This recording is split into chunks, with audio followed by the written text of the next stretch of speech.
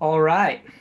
So, hi, my name is Sergio Moreau. This is Rebel One Live. Today we have a great guest and a good friend, Tabitha Salomon, both alumni from the Harvard Business School, and she is CEO of Partydash.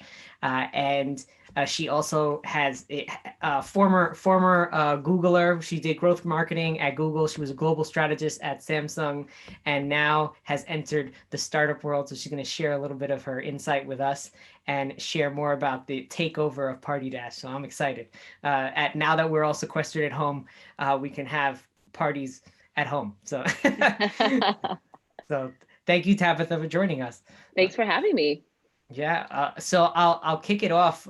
Can you share a little bit more um, about Partydash? Yeah, Party Dash really stemmed from this insight that customers, particularly busy parents, when they were planning their kids' birthday parties, they were visiting 3 to 5 different stores on average. When they walked into the store, it was often chaotic and overwhelming. And then to make matters worse, the products were usually outdated, poor quality, poor design. And so we thought someone should really come in and make a better product and create a better customer experience. And there was the birth of Party Dash. At Party Dash, we offer eco friendly, beautiful products that are conveniently curated and shipped directly to that busy parent store. Awesome. And can you share a little bit more for some of the um, founders or aspiring founders that are watching? How did you go from working at a large company such as Samsung and Google, and then Yeah. saying I want to start my own company of army of a few? So can you share more about that Yeah. journey? Yeah. Well, I've always had a burning desire to be an entrepreneur because I believe that ownership is the pathway to freedom. And to own your own company allows you to not just provide freedom for yourself, but also for your family, your community, and those you care about. So I always knew I was going to be an entrepreneur, but I really wanted to find something that I thought was one, had a large enough market size that I could be disruptive and build a really big company. Two, that I was really solving a real problem. And three, that I was uniquely positioned to win, maybe because of my past experience, my skills, or my passions. And so when I was sitting at Google in particular and thinking about what should I do next, I didn't just quit my job and start this business overnight. I actually spent a year and a half building this as a side hustle, testing different ideas and iteration, branding, products, etc., until I felt like I found a product that could really solve a need in the marketplace. And then I went back and did my research and realized that when you're looking at the party supply and decorations industry, it's a $10 billion industry. And there really has been no innovation in this space since 1986. Guys, that is older than my age, right? So it's been a very long time. And so we're not even looking at it as just the party supply and decorations, but we believe this could be even bigger. The celebration industry globally is $38 billion and it's growing. So we believe that we're poised to come in, introduce technology, new products, and provide products that really solve our customer pain points. Can you share a little bit more? I know in light of COVID and some of the changes, how have you shifted in your business Yeah. focus? We've made some shifts that are short term and some that are long term. So we will have implications that will address the new norm. But in the short term, a lot of what's changed for us is the messaging. So, one of our unique value propositions is that a significant number of our products are eco friendly. And so, we're the first ones to enter the space and really put a focus on sourcing sustainably, making sure that our products are BPA free, making sure that we're giving convenience in an unparalleled fashion. But instead of touting the product features, we're more so messaging about the convenience of shipping these products to your doorsteps. So I think when people think about party supplies and decorations, they think Party City, not because they offer great products, but because of the brain share, the market share, the brain awareness. But they don't think about buying them online. If you actually go to their website, you could tell it was not a digitally native brand. When you come to a company like Party Dash, we've built it for the online experience. We've done things like you're not forced to get stuck with things that you don't need in your box. You can choose the number of people, and we'll customize it for you, the number of people, also the level. So you might want a modest party, or you might want to go all out, even if you're at home doing a virtual party with just your friends or just your family, your immediate family. And so because it's a digitally native brand, we're now becoming the top of mind brand for party supplies online. That's awesome. That's, I mean, especially I can see, um, pairing your party with Instagram Live, uh, Absolutely. D nice, right? And just having people at home celebrate. And That's I think right. that's a great, there's definitely opportunities there. Um, can you share some of what's been for you in terms of jumping into this space? Mhm. What do you think in terms of party planning? Mhm. It doesn't it why party planning? Like Yeah. how did that like yeah, you thought about it, but what Yeah. really shifted you there? Did you start there or did Yeah, you move into that that's direction? such a good question. So I think it goes back to my why. One of my favorite business books of all time is called Start with Why by Simon Sinek. So if you are a business leader, an entrepreneur, I really encourage you to go out and buy that book and listen to it, meditate on it, because there's so much wisdom there. But for me, I really have to distill like, what is my why? What is my purpose? What is my passion? And out of that will spring what I'm supposed to do entrepreneurially. For me, I actually spent time talking to my friends and family and said, when you think about me as a sister, as a friend, as a classmate, what are some of the adjectives that come to mind? What do you think I'm particularly strong at? Because a lot of times we have blind spots, right? We do these things day in and day out. And we don't realize that it's something special about us because we do X, Y, and Z. And something that kept bubbling up was this idea of my ability to build community, my ability to get people together, to celebrate, to build connections. And that is really my secret sauce. I strongly believe that celebrations are a pathway to connections. I mean, think about it. The friends who come to your wedding, your kid's first birthday party, even your 30th birthday, any of these celebrations, those are moments where you get to celebrate one another and deepen relationships. And I want to be a part of that. And when I started to explore the industry and understand where were some gaps, where were some needs for our customers, we started to look at the products in themselves and realize, again, they were outdated. No one was thinking about sourcing sustainably or doing eco-friendly products, let alone thinking about the sheer convenience of the busy person who's hosting these events. And so we took a look at all the problems and we created a solution that addressed each one of them. Oh, that's great. Can you share more about some of those product innovations that you came up with? And well, before you go there, I know you're Tabitha's humble, but a little bit of bragging on. I know we talked about the beginning of your founder journey and some experimentation you did in the beginning and selling hundreds of $1,000s worth of product on online, and I was like, wow, that's like, can you talk a little bit more about your Yeah. superpower? What's interesting? I'm going to give everyone who's listening a hack and a secret that I actually don't often share is how do you figure out the pain points if you can't massively go interview people? Well, a lot of that data is already available for you online. I'm going to give you a secret what I typically do. If I'm thinking about manufacturing a new product, you know where I start for my research? Amazon. Amazon drives 55% of all e-commerce sales globally, right? So think about that. Wow. For every $2 spent online, $1 is spent on Amazon, right? So they just have a ton of data. And if I have an idea that I'm interested in, what I typically do is I'll find a product that's similar to that on Amazon and I'll go to the comment section and I'll look at the 1 and 2 star reviews and I'll see what people are complaining about. I use that data to inform what I'm going to do to differentiate my products and to also message it to the customers. So that's one way I was able to find a number of hits. And as you know, Sergio, I've been an Amazon top seller. I've won the Amazon Badge Award on multiple occasions. And it's really because I was listening to the customers. The customers are telling us what they want. It's up to us as entrepreneurs to find that information and take action.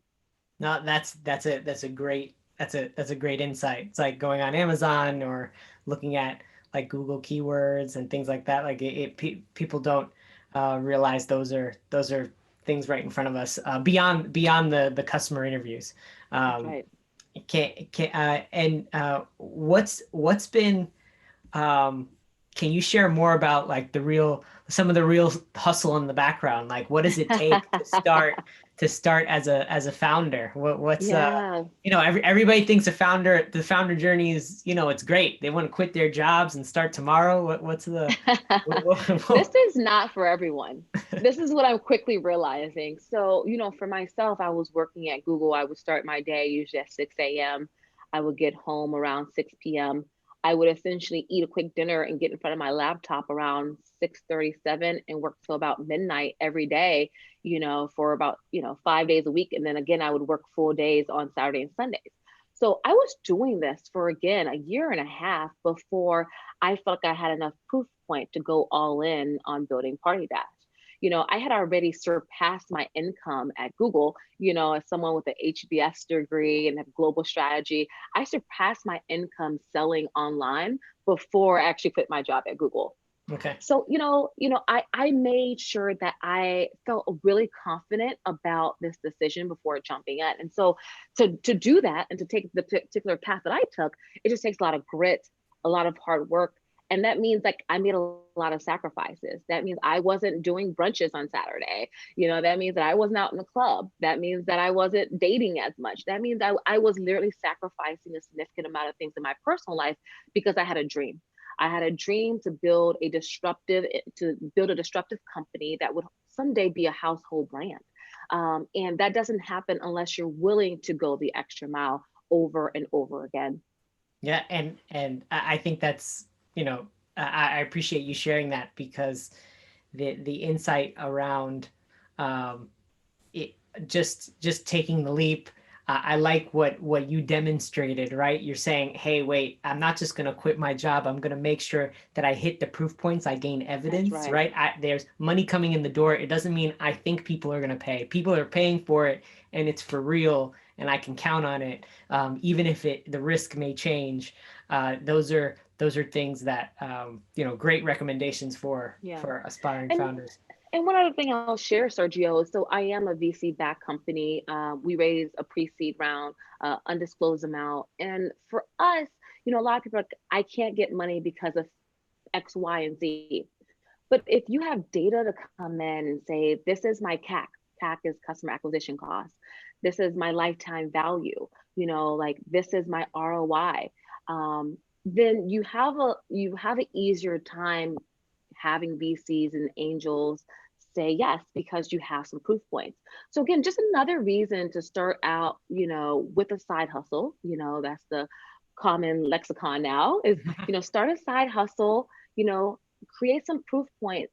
And if raising money is the right path for you, you now have an easier time than just coming in with an idea. Yeah, until the side hustle becomes the hustle. That's it. That's right. That's right. No, that's a great insight. Can you speak more about the fundraising journey? How has that been for you? Yeah, so I am, let's call it out, right? I'm Black, I'm a woman, I'm a first time founder, right? So I would argue that, a lot of those things, if you take a look at the statistics, were against me, right? Like, what is it? Less than 1% or goes to Black female founders, less than 2% go to women founders. That means like 98% of the dollars are earmarked to people who don't look like me, right? And so I knew that was going to be an uphill battle. But you could also look at the statistics and say, like, how many Black women go to Harvard Business School? How many Black women get into Google? Actually, it's 0.2% of Google is Black females, right? So I've been able to beat the odds before and be the first to do a lot of things, first to go to college, first to win a number of awards, etc. And so I saw those numbers, but I just believe that, if you're a person of faith, I am the head, not the tail. And so, what do I need to do to set me up for success? So I have a mindset of abundance, right? Not of scarcity. I have a mindset of not, I can't do this because no one else can do it, more of a mindset of what would it take for me to accomplish this? So what I'm getting at is it first starts with the mindset. before you even walk into that room, right? If you're carrying that burden of those statistics in the room for you, you're going to just have even more of a battle. Not to discount these things; these things are very real. But just think about, how do you win with these being the facts? And so having the traction, having the data, I would say that the fundraising journey was not easy. What people tell you is very true. You know, I'm a solo founder, so I essentially had to push pause on building my business for 2 months while I went out and fundraised. Which was a delay, but I had to make a strategic decision. If I have this capital, that allows me to hire people, that allows me to scale faster. This allows me to build more brand. And so I thought it was worth the investment. But the time delay, the amount of work that went into it, it is a lot of work, but it can be done. Great. And that's one of the things it's like thinking about underrepresented founders going for investment, and but you hit on a lot of proof points, right? It's like a lot of, you come to them with evidence and data Yeah, on how many sales you've closed, and as you've done, and yeah. how much your customer acquisition costs and your lifetime customer value. So they're, you know what they're thinking about and looking at. Right. Um, And let me just add one more thing there. Like, not everyone's going to have the HBS or the Google name on their resume, but you have something that's special about you, right? I have a friend who, you know him, Pierre. Pierre is a good friend of mine from Fleeting. He doesn't have those credentials, but what he does is unparalleled grit. This guy, when he falls down, he figures out to come up and like create a business where it's just window washing around the different neighborhoods, in the Bronx or Brooklyn, and if you don't have those, those credentials or the Ivy League or whatever, it doesn't matter if you can show people that no matter what is thrown at you, you can overcome and be successful. That is another proof point that you can walk into that room with. got it. Yeah, and you gotta make it through. I like beating the odds. I also want to call out, Florida. You went to the University of Northern Florida, representing Yeah, Florida. We need more yeah. founders, to support more founders outside of the coast, I always say. So that's part of the socioeconomic diversity and impact that Absolutely. aim to create. Can you speak, taking the next step? What's the vision for Partydash? Where, and yeah, I'll just start with that. What's the vision for Yeah. Partydash, and what are the next steps? We have some really interesting products in the pipeline. We're going to make public announcements about some of them next month in May. So if you're not following me on Instagram, I'm at Tabitha underscore Salomon. But we're going to actually infuse technology into our company in a way that we haven't done before. So again, because celebrations isn't just the products, it's the people, it is the experience that happens there. We're going to enable people to do it more easily. We have an incredible CTO that's on board, MIT computer science background, has had multiple exits under his belt. And I just feel so honored that he believes in the vision and he believes in me as a leader to come on as our CTO to build out the tech infrastructure. But what's on the horizon is thinking about, what is our new norm going to look like? People are using online in a way that they never have before. A lot of things that people said could never be done online is being proven wrong, right? Like people are like, well, I have to be in a gym. And now you find yourself working out at home. Like, I don't have to commute. I don't have to, touch these sweaty, like equipment. This isn't so bad after all, right? So a lot of things are being dispelled. And so we're using this as a window of opportunity to dispel some of the things that people thought couldn't be done online when it comes to celebration actually can be done. That's great. That's and shifting slightly, I know you worked in growth marketing. Your in terms of branding for Partydash, part of the reason I was like, we got to have Tabitha. She's a beast in this area. Can you share more about how you, for even startups that have got up and running, like Mhm. how do you think about your presence, especially now with, um, most of things going virtual, or Mhm. limited physical interaction. Hmm. How do you think about digital presence of your business? Yeah.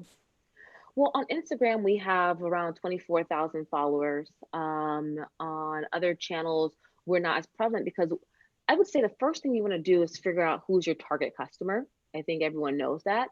But I think the second step that people miss is where does your customer live? Where do they spend their time? 'Cause that's where you need to be, right? So I'll hear people say, like, I'm only on Instagram, but they're focused on moms. Well, moms actually spend most of their time on Facebook. So you should actually be trying to build a community there, or your ad should be there. Or in our case, they're starting their customer journey actually on Pinterest. So people don't think about Pinterest. 86% of people who are on Pinterest actually spend money on that platform. They make over $100,000 per year. They're primarily women. So it's a very attractive audience. And the ads are still very cheap there. So I would say, like, figure out where your customers are, and then I would say where are you getting the best return. So a lot of people know Facebook and Instagram, but people are intimidated by YouTube because of the ad creatives required. But YouTube ads are super cheap. So if you're an entrepreneur and you're in business to make a return, you need to think about where you're going to get the best bang for your dollar. And I would argue that you're going to get, multiple return on a platform like YouTube faster than you would on a market that feels very saturated, such as Facebook and Instagram. Now, the only caveat I will add to that is we're in a very unique time right now for the COVID-19 window. What we're actually seeing is ads on Facebook and Instagram temporarily dropping significantly. So if you haven't tested on these platforms, this might be a good time to get in there because you'll be able to gather really important data. For us, there our ads used to be around $1.20 to $1.50 per click. Now we're seeing, I have an ad right now that we're getting at 20 cents per click. So that is a huge difference that we did not see before. It's largely because so much people are online, they have more volume to allow some of the bidding prices to go down. So it's a great window of opportunity to get in there if you haven't. Great, great. Yeah, and that's great insight into what are shifting around. What are some things that helped you along the way? Yeah, what are some things that have helped you Yeah. in shifting toward this entrepreneurial journey? Yeah. So when they say it takes a village to raise a kid, uh, it takes a village to build a business. And I honestly believe that because people often say, like, this business is my baby, and it feels that way in a number of regards, right? Like, you do whatever you have to do for the health and the success of this business. And so when I'm thinking about my village, a lot of it is investing into mastermind groups, investing in professional online courses because they don't teach you in college how to build a business, Mhm. right?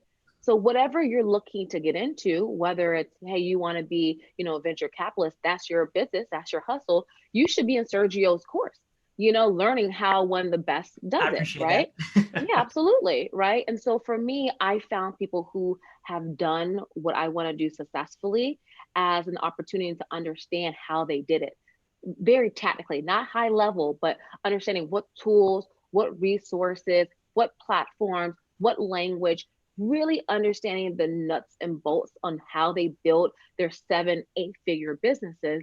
And for me, that allows me to, we're smart people, just adapt it for our particular business.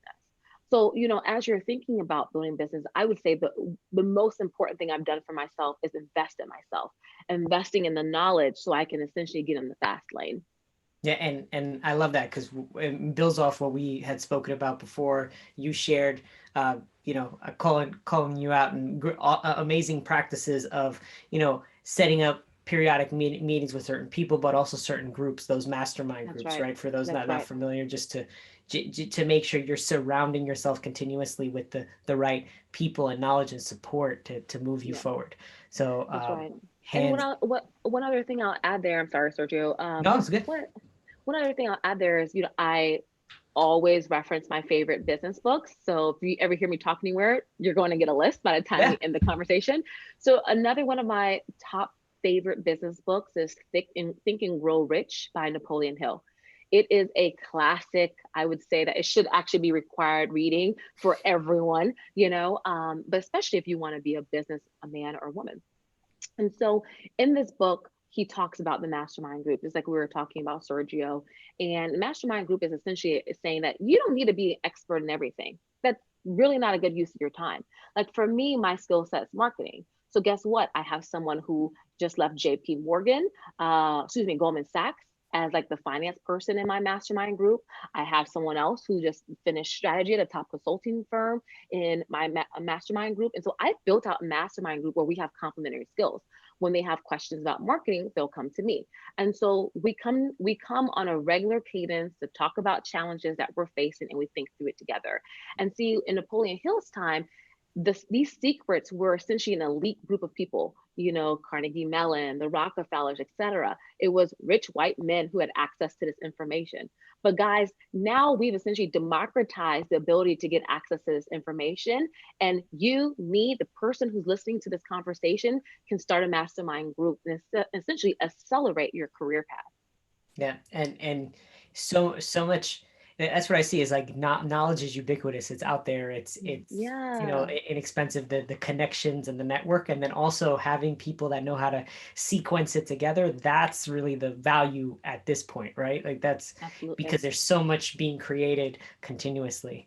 Um, Hmm. but I wanted to and coming back to the time of to get your more of your crystal ball, taking a step back from a little bit, is what behavior change do you think is going to be different in the celebration space going forward? Do you think in and I'll just share a little bit. Some research shows really you talk about like vaccines for COVID-19 are in the you're talking about anywhere from 12 to 48-month period. You're talking about 1 to 4 years, right? So with that sort of structure, how, I mean, we're still going to celebrate, but Hmm.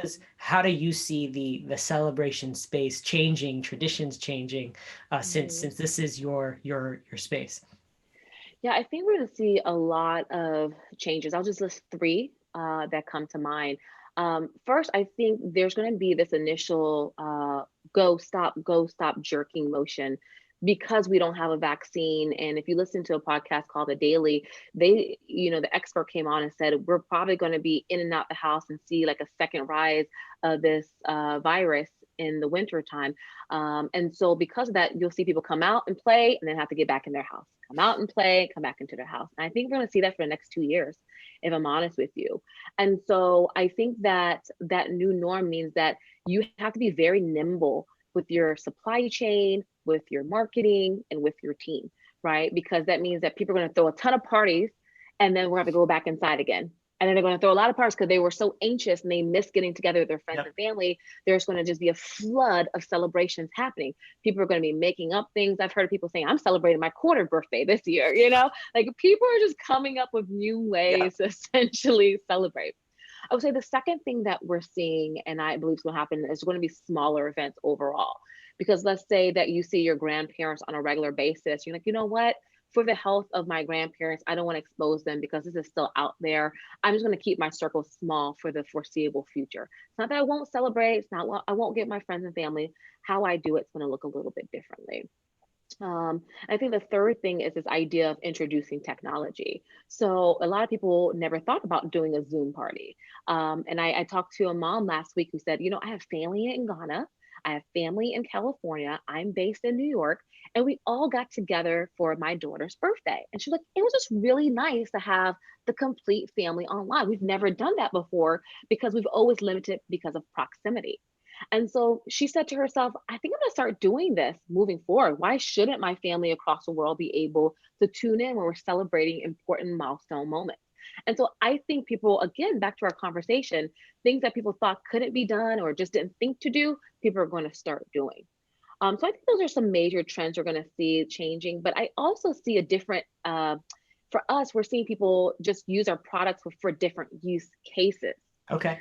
So here is an example. A lot of people are saying like, I don't know if today's Thursday or Monday. Like the days are just running together, and so they're trying to find innovative and creative ways to essentially entertain themselves. Netflix. People have gotten to the end of Netflix for some people, right?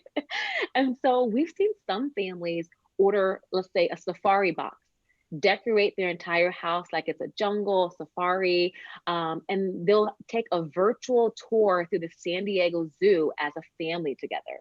Wow. So cool. So talk about creating an immersive experience Yep. right at home. You know, another really cool one was a family buying a carnival party box and turning their house into a carnival, popping popcorn, getting nuts, and then getting together and watching the movie Greatest Show on Earth. Again, like really creative, innovative ways to create entertaining experiences right in the safety of their home. And so, what I'm getting at is not only is how we're celebrating is going to change, but I believe how we use some of the products that were on the market might look different in the future. Beautiful. So on that note, just wanted to thank you. This Tabitha Solomon, CEO of Partydash. Check out partydash.com. This is Rebel One Live. This and our investor and founder series. So Tabitha, thank you for joining us today. And yeah, it was great to have you. Thanks for having me, Sergio. Take care. All right.